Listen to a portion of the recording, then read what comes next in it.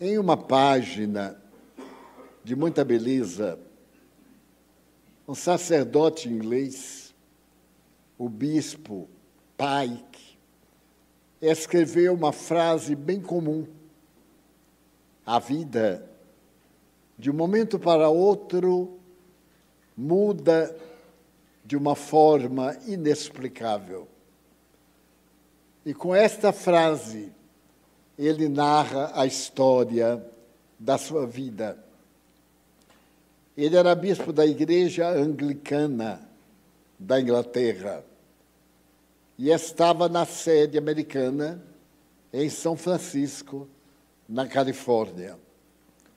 Com esta frase, ele começa um livro, O Outro Lado, no qual ele narra a razão pela qual ele, na condição de bispo da Igreja Anglicana, adotou a crença na comunicabilidade dos espíritos, na reencarnação, através da morte do próprio filho, que já abordamos aqui mais de uma vez. Então, hoje, eu gostaria de utilizar-me da frase do bispo Pike: em um minuto, a vida modifica-se totalmente para uma ou outra forma de manifestações. Tudo começou com uma carta. Naquela época, fim dos anos 40, e prenúncio quase da metade do século, foi criada em Nova York uma agência de detetives particulares. Até então, não eram comuns esse tipo de atividade para poder descobrir questões que deveriam ficar guardadas. Mas um jovem de nome Dick Tracy teve a ideia, para resolver certos problemas domésticos, de criar a sua organização de detetives particulares em Nova York. Ele ficou famoso. E também a Sociedade Dick Tracy de Detetives Particulares, durante mais de 100 anos, se tornou valiosa para a humanidade. E ele começa o que eu vou narrar, a meu modo, de uma forma muito especial.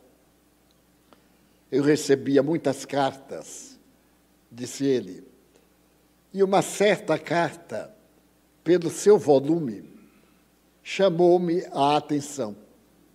Eu a li. Era uma carta singular. Dizia mais ou menos: o Senhor não me conhece, mas eu sou uma pessoa industrial, rico, que desejo eliminar o drama da minha consciência. E como eu sou muito feliz no casamento, eu noto que a minha mulher tem um drama que nunca teve coragem de me contar. Então eu quero contratar a sua firma para descobrir-me o que lhe aconteceu entre os anos X e Y, quando ela se tornou viúva. Nós somos casados, eu em primeiras núpcias e ela em segunda. O caso é muito simples. A minha mulher tinha uma filha. E o último contato que teve com essa filha, a menina contava 4 anos. Foi por volta de 1947. E de lá para cá, nós nos conhecemos. Ela é muito feliz, porque tudo que o dinheiro pode proporcionar, está ao seu alcance. Porém, acima dos valores amoedados, há o nosso grande amor. Nós nos amamos com uma infinitude de sentimentos. E, embora ela também houvesse sido muito feliz no primeiro matrimônio, eu não tenho disso o menor ciúme. Estou colocando um cheque do valor de $20 mil, 1947, ao portador, para que o senhor faça a pesquisa e gaste o que seja necessário. Mas eu necessito de proporcionar à minha mulher a felicidade integral. Bem, os dados que eu tenho a respeito da criança são poucos.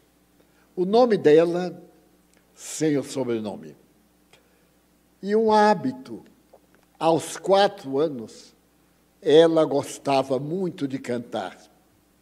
Era loura, dos olhos azuis. Eu desejo que o senhor encontre esse anjo da vida de minha mulher e também agora da minha vida. Dick Tracy, quando leu a carta e viu o cheque, achou que deveria ser algum trote, porque não é possível que alguém desejasse que ele encontrasse, numa população de 150 milhões de habitantes na época, uma pessoa que ele tinha apenas o nome, era loura, tinha 4 anos e gostava de cantar. Aquilo lhe pareceu uma coisa impossível, uma dessas brincadeiras de mau gosto. Automaticamente, ele amassou a carta e jogou na cesta de papéis usados. Mas a carta ficou na sua mente. Era uma carta feita manualmente, não era datilografada, e com uma letra muito bonita. À noite, em casa, ele disse, mas que coisa curiosa. Não posso dormir pensando na carta. Voltou ao escritório, apanhou a carta na cesta de lixo e levou para casa. Começou o grande desafio. Que poderia fazer ele para descobrir esta criança, que, segundo a mãe, havia sido deixado numa casa de órfãos, para poder ser adotada por alguém que tivesse recursos. Ele manteve o ânimo e começou a pensar em uma solução, mas nenhuma solução era viável. Ele era um homem muito ocupado. Viu, o espírito espirrador. Resolveu dedicar os domingos à tarde à pesquisa da menina. E, por mais que ele meditasse, não encontrava um meio para começar a investigação. Por fim, ele reservou do seu trabalho um espaço próprio para procurar a menina. Ele era um homem de 25 anos. Ela estava com 4 a 6 nessa época e começou a dedicar a sua pesquisa. Primeiro, ele fez um levantamento de quantas casas de órfãos e de adoção existiam naquela época em Nova York. e anotou 73 que tinham permissão das autoridades para adoções, transferências, equilíbrios familiares. Já era um passo. Depois ele fez um levantamento daquelas casas, quantas existiam entre 1945 e 1950. Algumas eram recentes, outras haviam sido fechadas, mas ele não desanimou. E no primeiro domingo, ele dividiu a cidade de Nova York em áreas e colocou as casas naquelas respectivas áreas. Mas era um trabalho que iria gastar meses. Como é que ele ia visitar 70 e poucas casas, reservadas apenas uma tarde de domingo e localizadas em bairros diferentes? Mas ele era insistente, era um bom detetive. Ele foi a primeira. E quando ele narrou a diretoria, todos disseram que seria impossível achar aquela menina cantora. Primeiro, por causa da ética.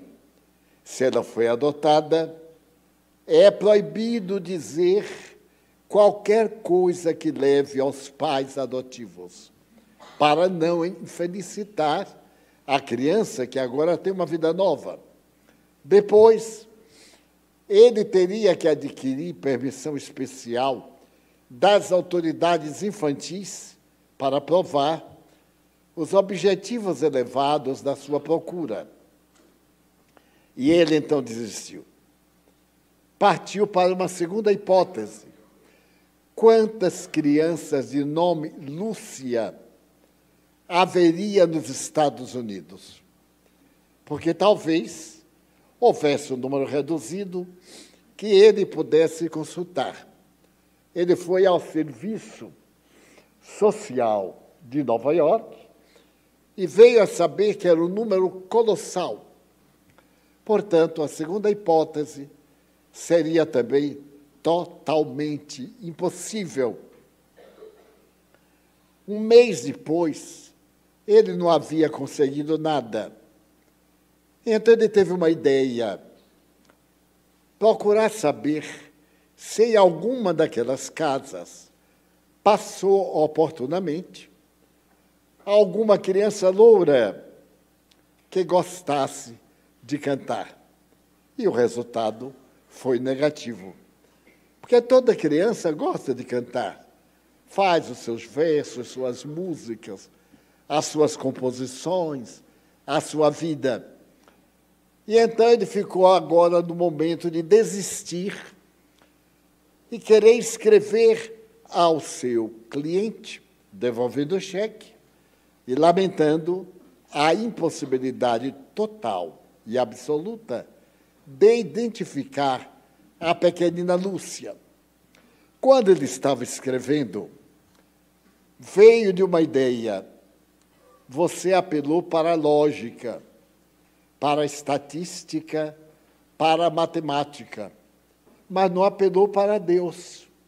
Afinal, se existem, como há no mundo, gente, é porque há um ser superior que a toda essa multidão criou. Peça para ser inspirado. Ele não era religioso, mas a alternativa era muito curiosa. E ele, então, saiu para o pátio da casa, que era térrea, e à sombra de um caramanchão, ele olhou para o céu azul naquela quadra e fez um apelo a Deus. Essa mulher, a mãe, é inteiramente infeliz. Mas por que na terra não se pode ser totalmente feliz? Ela, dizia o missivista, não deseja nada. Ela deseja apenas saber se Lúcia é feliz, porque ela havia deixado a menina para que um casal com recursos econômicos pudesse adotá-la.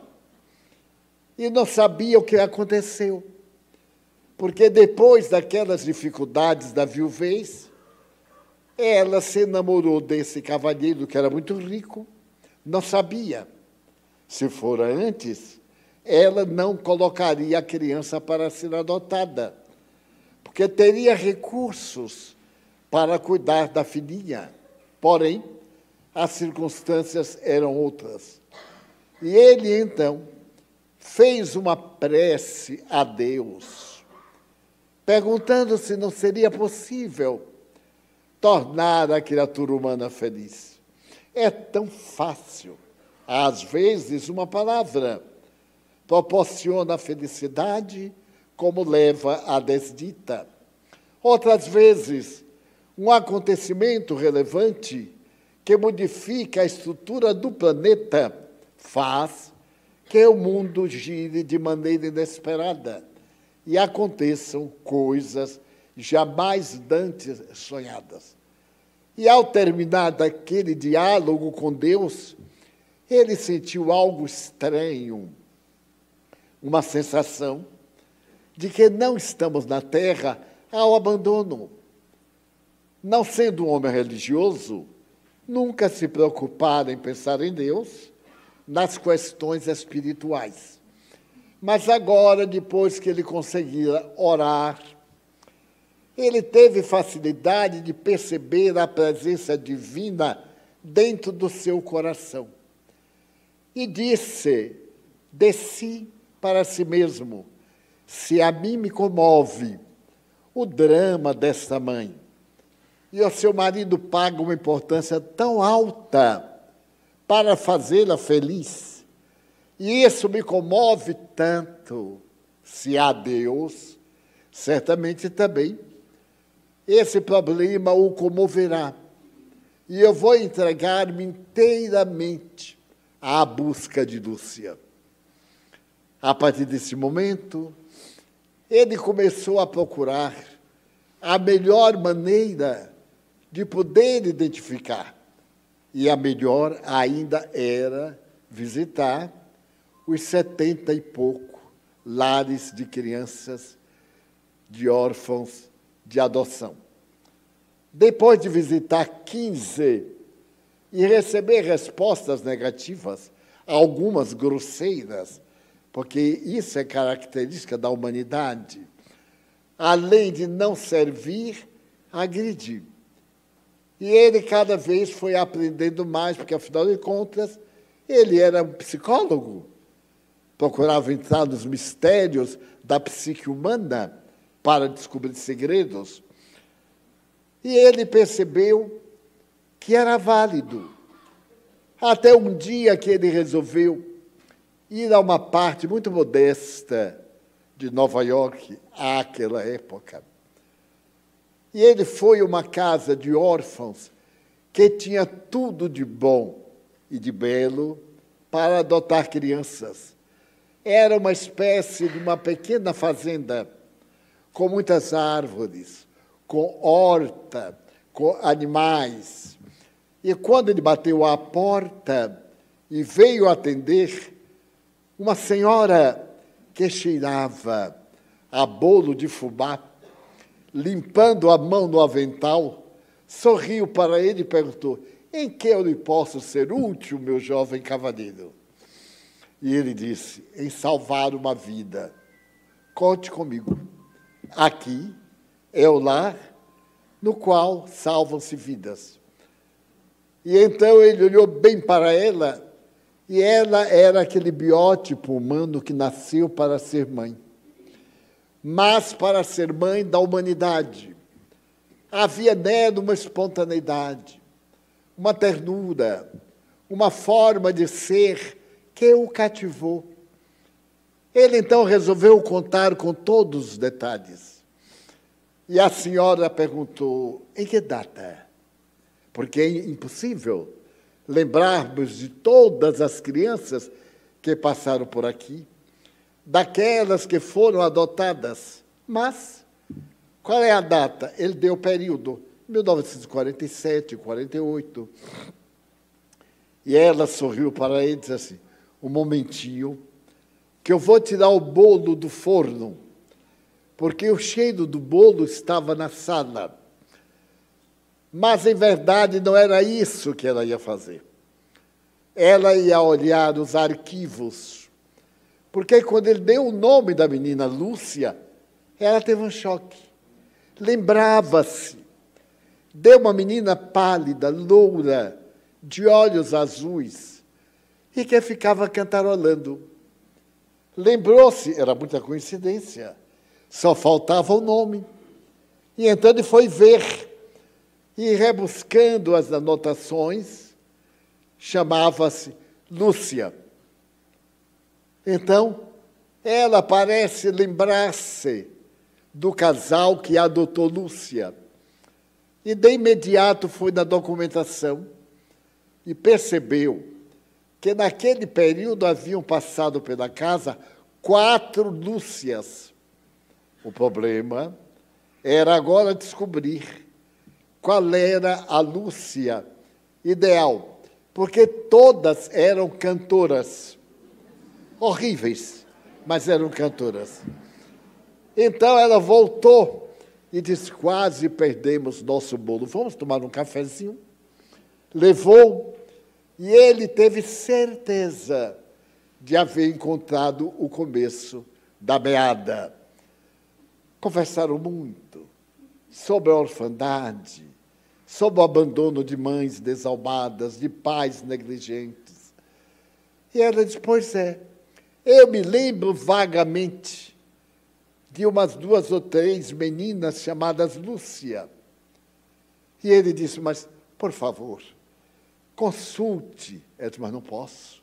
A ética, a nossa casa seria fechada se eu violasse esse segredo. Elas foram adotadas, uma delas foi para o Ohio, um estado americano. A outra foi para a Califórnia, a outra para a Flórida. Meu Deus, era o mapa dos Estados Unidos. Ele não ia poder viajar tanto para descobrir. Mas então, ela deu os 3 que estavam anotados. E o 4, ela não conseguiu encontrar lembranças. Ele anotou, procurou anotar, e foi para a casa mais feliz. Nessa noite, ele teve uma outra conversa com Deus. Olha, você foi muito legal. A primeira parte do plano foi excelente. Agora, eu que preciso de uma Lúcia, tenho 4. Você vai me fazer o favor de eliminar 3. Muito banal. Nesta população toda, ele mesmo sorriu. Estava tão amigo de Deus. Conversava assim de igual para igual, sem muita diferença. Nessa noite, ele teve um sonho, que se haviam passado já há tantos anos. Quase 20 anos se passaram desde aquele, quando ela estava com 4 anos, que se ela era cantora, talvez ela fosse uma cantora importante. Às vezes, na infância, o dom já vem delineado. Outras vezes, na idade adulta. O que fez? Ele se dirigiu ao sindicato de cantores e pediu o levantamento de cantores louros entre 22 e 25 anos, que eram famosos naquela época nos Estados Unidos. E veio a saber que em Los Angeles, na Califórnia, havia uma jovem cantora que se estava preparando para o Natal daquele ano em Nova York. Ainda hoje, a chamada Rádio Cidade de Nova York faz um espetáculo que é considerado um dos mais belos do mundo. É tão fantástico o espetáculo que as pessoas compram de um ano para o outro. E naquele local, na Rádio City, ela iria cantar uma música que estava abalando a América, chamava All Many River. Era uma música de Al Johnson. Al Johnson era um cantor muito famoso. Ele era branco e foi cantar no São Francisco. Depois ele foi ao Missouri e se pintou de negro. E então ele cantou uma música a respeito do velho negro, do velho rio, que abalou a América e se tornou desafio para todos os novos cantores. E ela ia cantar exatamente essa música, Desafio, para ganhar o concurso, era a última etapa. Ele despertou com isso na mente, profundamente tocado, e fez uma viagem a Los Angeles. Foi ao sindicato e conseguiu descobrir no sindicato que, sim, havia uma jovem numa praia em Osmond que se estava preparando para o seu debut no Natal, em Nova York. E então estava cantando num café-concerto. Era uma espécie de treinamento e também uma forma de viver. Ele imaginou como seria que ele ia fazer para colocar essas pedras de xadrez no seu devido lugar. E assim, ele resolveu assistir à sua exibição naquela noite, no clube, no café que ela cantava. Escolheu a mesa bem de frente do palco e bem próxima do palco para vê-la. Chegou a hora, as luzes foram apagadas e, quando acenderam, ela já estava em cena e começou a cantar. Ele sentiu que a sua voz era coloquial, uma dessas vozes que penetram a alma suavemente e parece uma balada de um coração materno ninando o filho querido para dormir. Ele olhou-a e percebeu a transparência dos olhos azuis da cantora. Ela foi muito aplaudida, repetiu o número 2 vezes, e nesse ínterim, quando continuou o espetáculo, ele chamou um garçom e fez um bilhetinho a ela. Eu necessito de falar com você no fim do espetáculo. Chamou um garçom, deu-lhe uma nota de $20 e pediu que a entregasse à estrela. O garçom estava acostumado com essas declarações e paixões de última hora. Levou-a. Ela estava no gabinete com a sua secretária, lá no seu local, meditando, portadora de uma beleza ímpar. E quando ela leu aquilo, ela se assustou profundamente, porque ele dizia: Lúcia, eu queria falar com você sobre sua mãe.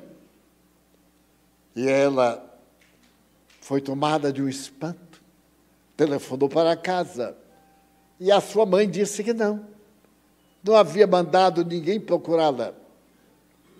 Ela ficou na expectativa, falou ao diretor do teatro que talvez fosse um suborno, que ela possivelmente poderia ser roubada ou qualquer uma coisa trágica.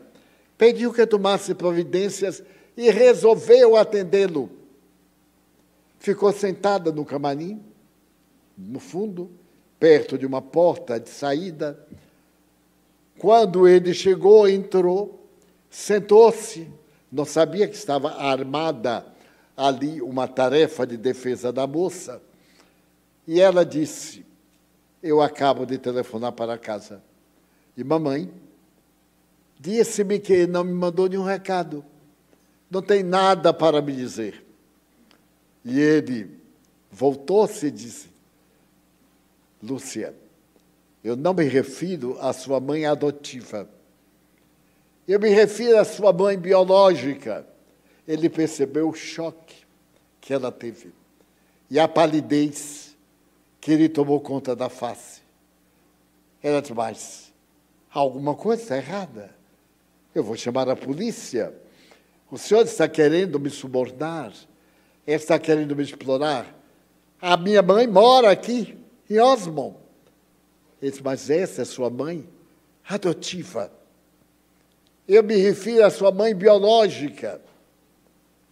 Ele então percebeu que ela pareceu diminuir na cadeira, fechou os olhos e disse: mas a minha mãe biológica morreu. Não, Lúcia. A sua mãe biológica está procurando por você. Mas 20 anos depois, é que ela passou a ter saudade de mim. O que é que ela quer saber? Ela quer saber apenas, no encontro rápido, se você é feliz. Pois diga-lhe que eu sou a pessoa mais desventurada da terra. Eu tenho uma mãe que vale qualquer tesouro e que tudo faz para eu ser ditosa, mas que a ela, a minha mãe biológica, eu odeio. Eu tenho rancor, ressentimento, mágoa.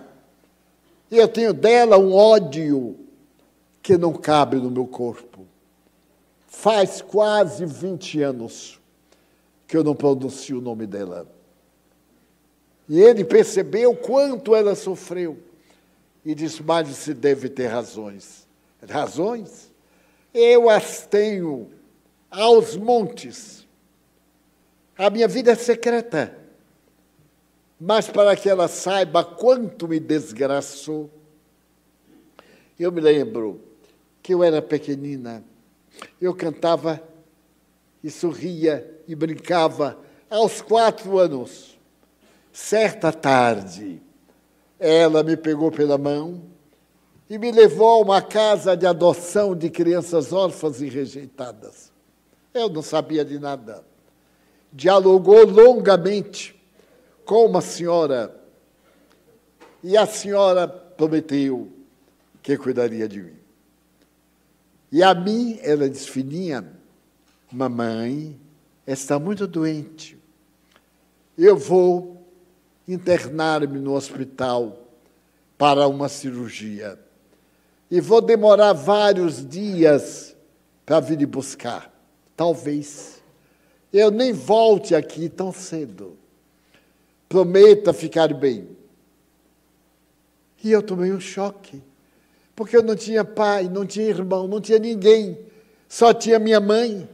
E agora aquela estranha, ela saiu, me deu um adeus e não chorou sequer.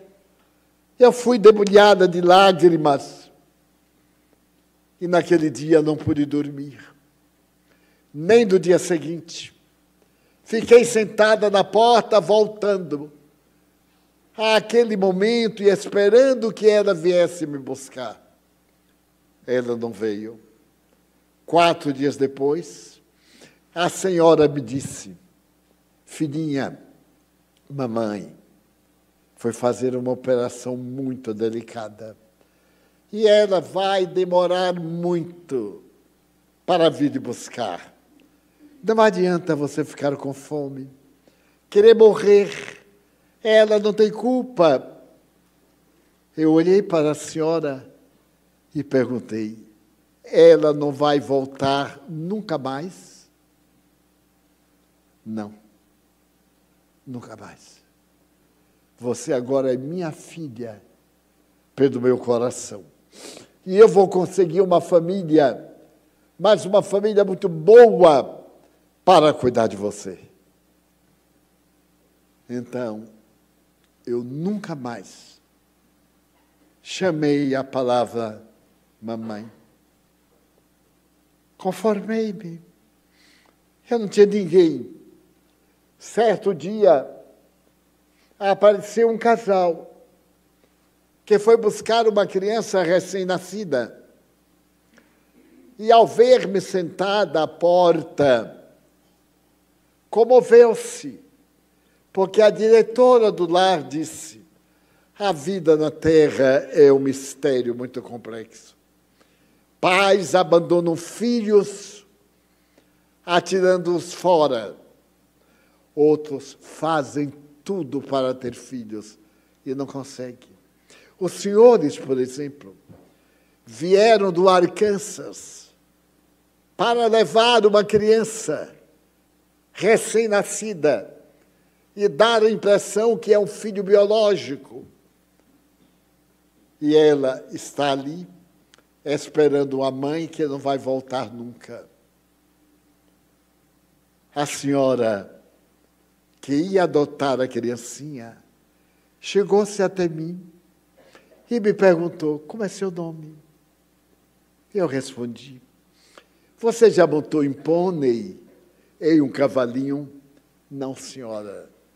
Você gostaria de morar numa fazenda? Não, senhora. Eu gosto de morar com minha mãe. Mas ela foi tão agradável, se alimentou comigo, e depois ela se voltou para a diretora da casa e disse: não quero mais levar a criança recém-nascida. Vou levar Lúcia. Ela fala a linguagem do meu coração. Se eu tiver uma filha, ela será terna, doce, afável, como é essa menina. E me trouxe. Mudou do Arkansas para a Califórnia e fomos morar em uma casa muito bela. Porque logo depois ela descobriu que eu estava ficando cega. Era portadora de uma doença cruel. E mamãe me havia colocado no orfanato para se ver livre de mim. Porque não tinha dinheiro para cuidar de mim. Meu tratamento era muito caro. E foi assim que a minha vida, aos 5 anos, mudou novamente. Porque ela e papai levaram meus melhores oftalmologistas da América, da Suíça, e o meu caso era irreversível. Eu tomei um choque, disse o detetive. Ela levantou-se e perguntou: notou que quando acende as luzes, eu já estava no palco? É porque eu sou cega. A minha secretária me conduz. Tudo é combinado. Então eu sou cega. Que mãe é esta? Sua filhinha de 4 anos que vai ficar cega. Além de cega, ficará órfã. Então o momento do choque foi grande para o detetive.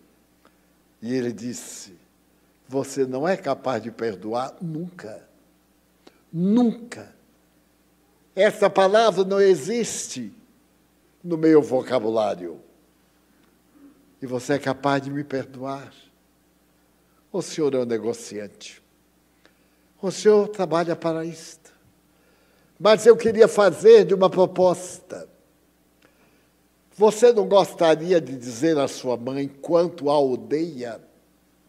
Gostaria. Mas somente pensar em vê-la, ou estar perto, sentir-lhe o hálito, ouvir a voz, ter qualquer notícia, para mim é uma morte. E eu não quero saber dela nada.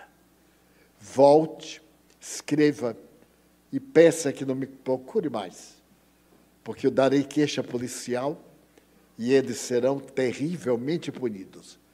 Primeiro pelo abandono, depois por estar perseguindo e tirando o único prazer que eu tenho na vida, que é cantar.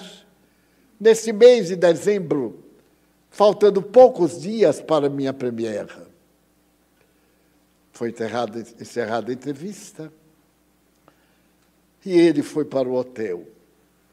Que faria para mudar a atitude dessa jovem?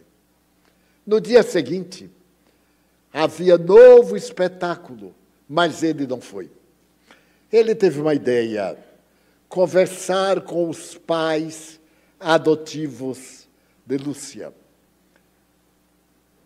Apresentou-se, a mãe dela foi quem o recebeu muito bem, e perguntou o que ele desejava. Ele disse: senhora, eu desejo falar sobre a mãe de Lúcia. Ela disse: pois não, sou eu. Está falando. A senhora é a mãe adotiva. Ela ficou nervosa, chamou o marido. E o marido, muito calmo, disse: vamos ver o que ele tem a falar. E ele desfilou a história desde a carta. E disse: a infelicidade de sua filha é tão grande que me contaminou. Porque a infelicidade, como a felicidade, contaminam-nos, impregnam-nos. E o que eu desejo é fazer as pazes dela com a mãe. Na hora que elas fizerem as pazes, Lúcia será infinitamente feliz. E a mãe adotiva disse: é impossível. Ela a odeia da forma pior que existe. Mas a senhora pode interferir. Eu mandaria buscar a mãe real. Haveria um encontro no hotel. As três dialogariam. Ela diria toda a mágoa que tem à mãe. A mãe explicaria. A mãe deve ter um motivo. Qualquer fato tem que ter um motivo. Nós é que imaginamos qual é o motivo. Não há motivo nenhum. Só que a gente não sabe o motivo. E tanto ele fez que a senhora se comprometeu a dialogar com a filha. Ao fim de semana, estava concertado que os pais adotivos iriam passar o fim de semana no hotel. O padrasto e a mãe biológica viriam e também se hospedariam no mesmo hotel. E em determinado momento se encontrariam as três. E Lúcia, que passou a confiar em mim, disse: eu poderei falar com essa mulher se você ficar ao meu lado. Porque a minha ira é tanta que eu tenho vontade de esganá-la. E posso perder o equilíbrio, desmaiar, ter qualquer coisa. Ele tocou o ombro e disse: conte comigo. Estaremos juntos. Tudo foi consertado. O diretor do hotel foi informado. E no dia aprazado, às 17 horas, a mãe real, biológica, estava no seu apartamento, na suíte. O marido saiu. A mãe adotiva saiu do apartamento ao lado com ela. E ele, que estava no outro apartamento, acercou-se. E ela perguntou baixinho: não deixe ela ficar perto de mim. Promete? Prometo. Porque se ela ficar perto de mim, eu a esbofetearei. E eu não quero fazer isto. Então eu desejo ficar a uma regular distância. Será possível? Ele disse: é possível. Abre-se a porta. Um lacaio abre a porta e lá no fundo, em uma chaise longue, está uma senhora de vestido de tafetá negro, com um leque, porque o local faz muito calor. Então, Lúcia e a mãe adotiva entram, ele ao seu lado. E a mãe olha de lá e grita: minha filha, como você ficou bonita. E ela disse baixinho: é a própria miserável. Não mudou nada. A voz: não se aproxime, não. E ele foi aproximando. E ela: minha filha, eu não sou sua filha. Eu trouxe minha mãe, a que acompanhou a minha cegueira, a que dormiu comigo noites e noites, até que me adaptasse com a escuridão total.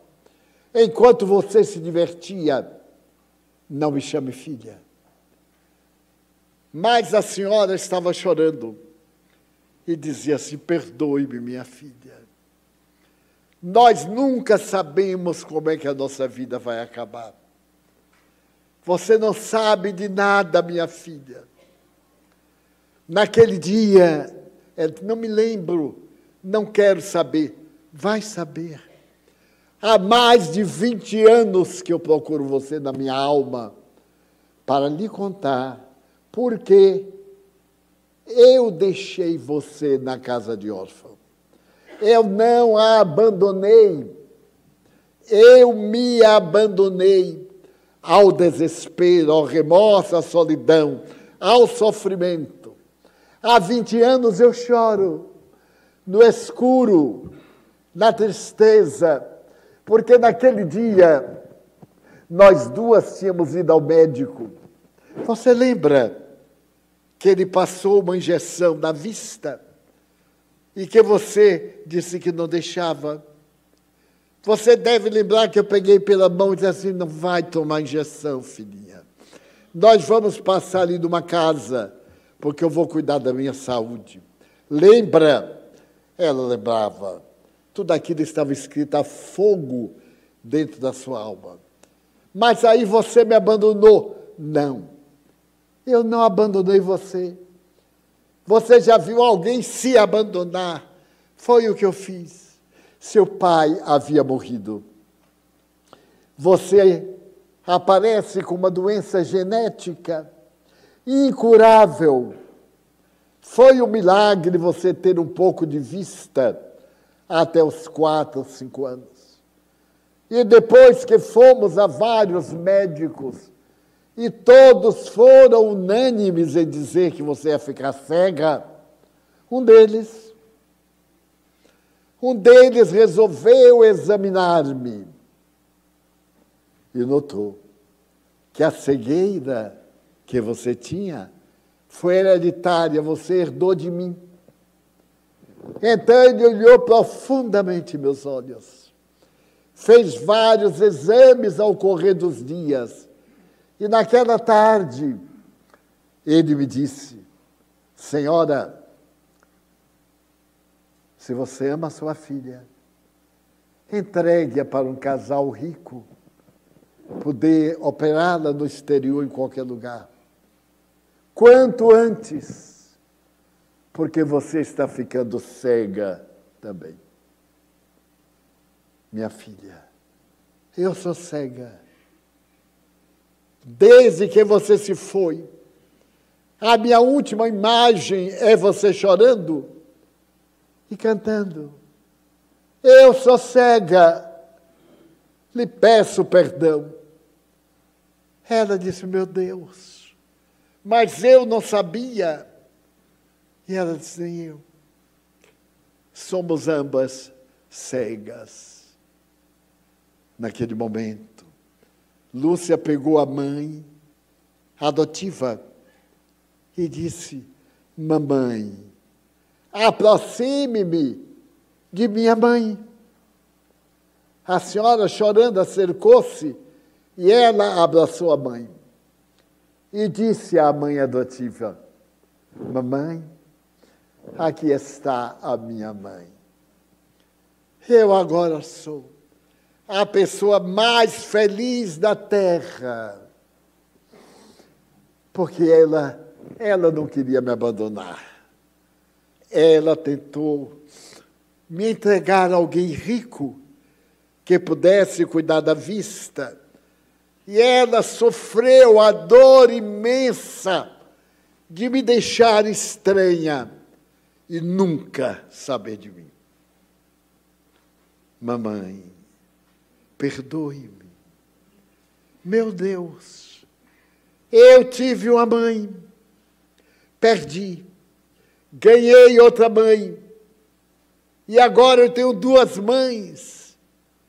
Old Man River. Aí ela começou a cantar a velha canção Colored.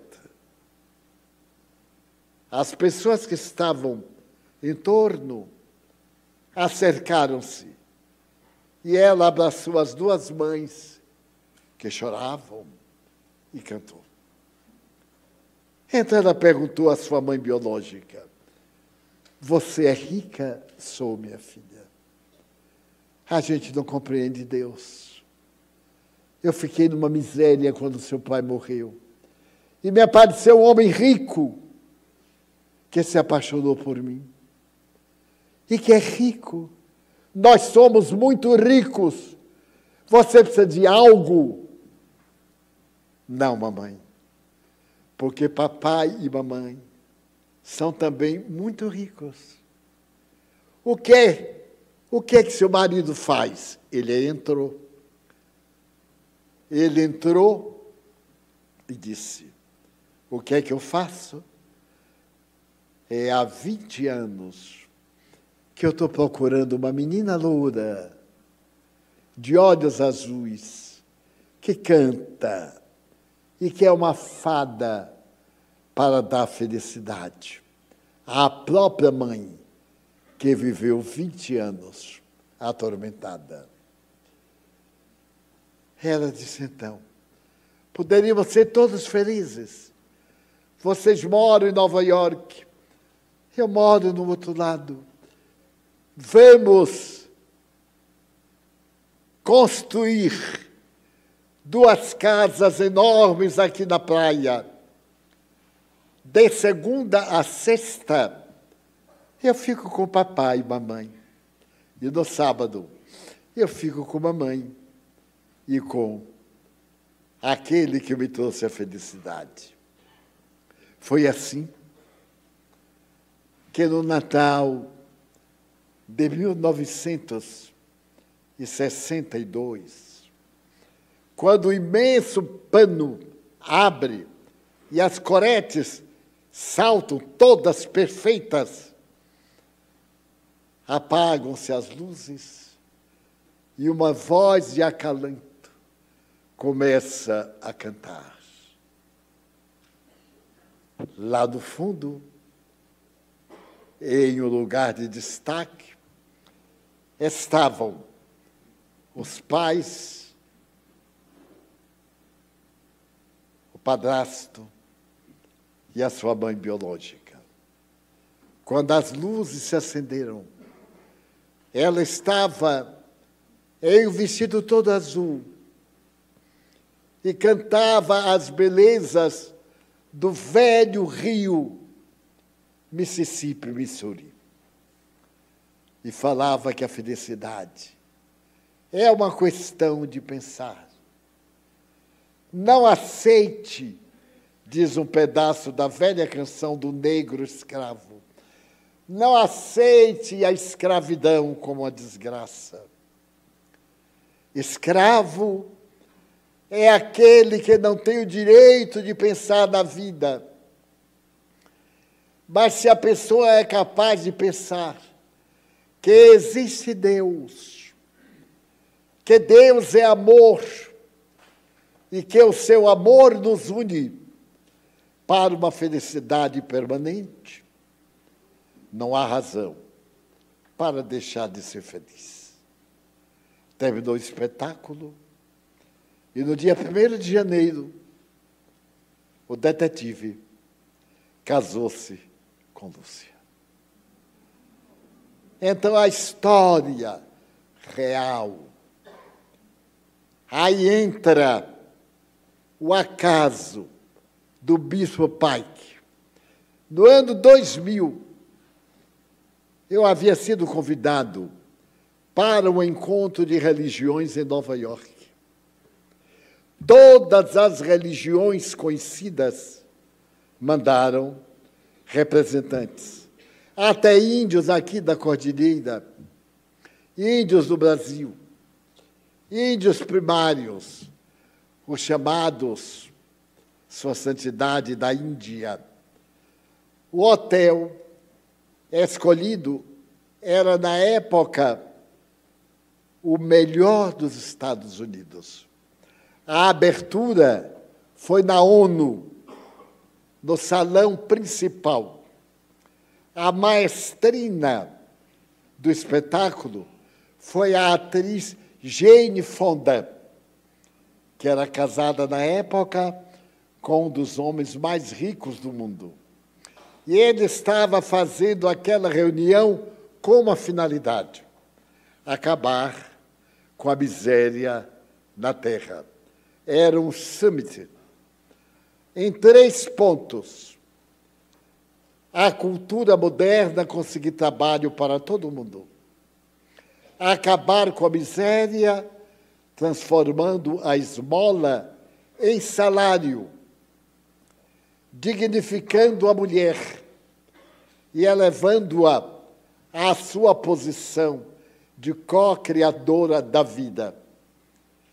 E atender em lares especiais as chamadas crianças de rua que existem no mundo inteiro.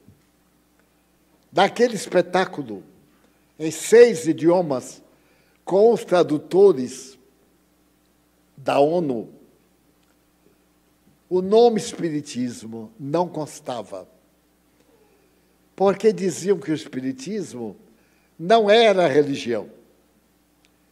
Mas como eu havia sido convidado, ao lado de Nestor Mazzotti, presidente da Federação Espírita Brasileira, nós propusemos uma tese de que, a partir daquele momento, o Espiritismo é também uma religião. E foi instalado no Summit a tese de que a crença em Deus, a reverência ao Pai, seja qual for a denominação, é um ato de religiosidade. O Espiritismo passou a ser religião a partir daquele dia 15 de junho do ano 2000. E foi marcado outro encontro para junho do ano 2020, que não ocorreu. E não ocorreu porque logo depois houve a grande tragédia da destruição das Torres Gêmeas, o atentado terrorista, e o mundo, que já não era pacífico, transformou-se nesse caldeirão de conflitos, de batalhas e de dores. Mas nós podemos, com a nossa religião, seja ela qual for, com o nosso Deus, que importa o nome que lhe daremos, mas importa muito o que fizermos em seu nome. Iremos semear na terra a compaixão, a caridade, a não violência, porque a violência, dizia Gandhi, atrai a violência. E quando perguntaram ao Mahatma qual é o caminho da paz, ele respondeu: a paz não tem caminho, a paz é o caminho.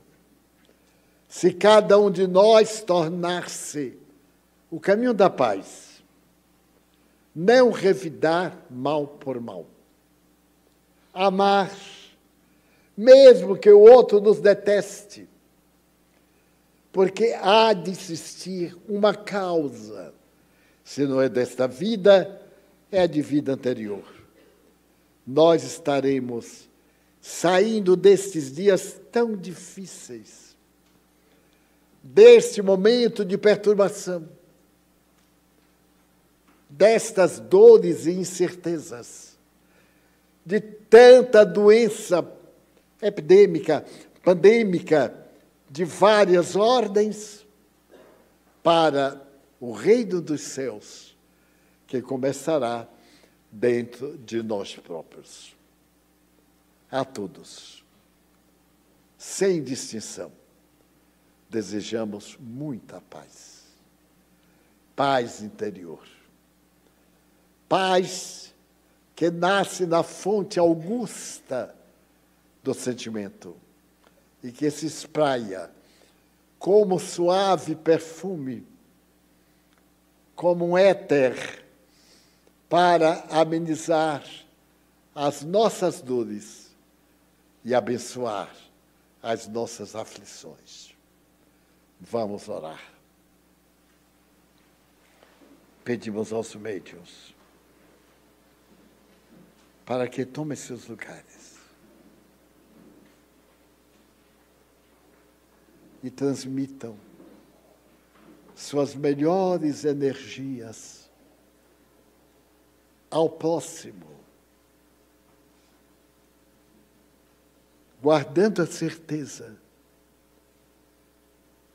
de que o amor de Deus é a fonte inexaurível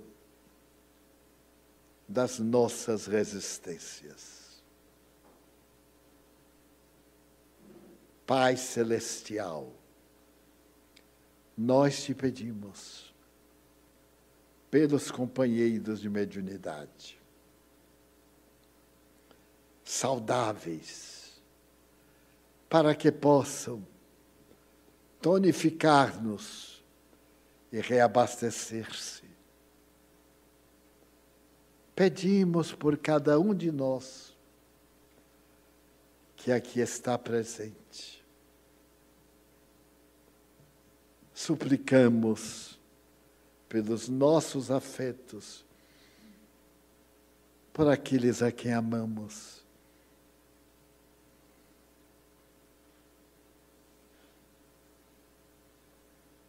Pelos familiares, pelas pessoas que não gostam de nós. Nós te pedimos,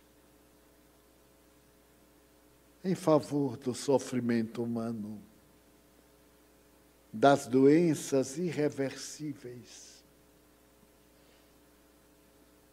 das expiações dolorosas. Também nós te pedimos em favor dos suicidas, das pessoas que nos pedem para orarmos por elas. Pedimos, Jesus, em favor de nossa casa, nosso santuário, nossa clientela, aqueles que nos visitam, abençoa-os com a tua misericórdia e compaixão. Também pedimos que abençoes a nossa água, que ela adquira propriedades curativas. E te pedimos paz. Aqueles que aqui chegamos, inquietos, sem paz interior, que possamos voltar para casa em harmonia, em paz do coração, pela paz no Brasil, pela paz na terra. Em teu nome, Senhor Deus, em nome da Mãe Santíssima, de Jesus, e dos espíritos nobres, encerramos a nossa reunião, formulando votos de paz para todos nós. Está encerrada a nossa sessão.